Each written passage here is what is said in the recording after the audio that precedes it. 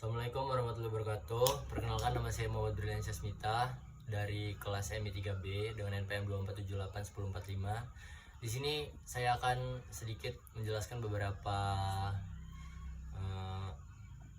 tentang how to ask for information. Saya di sini tidak terlalu banyak untuk menjelaskannya.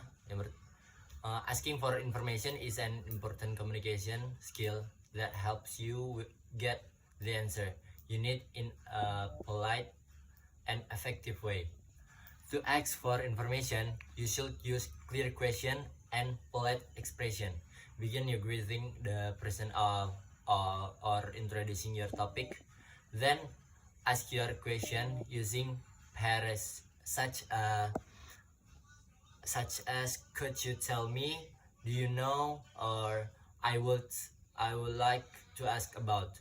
Make sure your question is specific so the other person understand exactly what you want to know. But also important to be polite.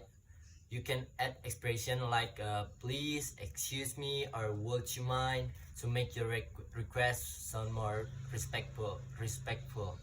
If you need more details, you can ask follow-up questions such could you explain that a bit more, or can you give me an example?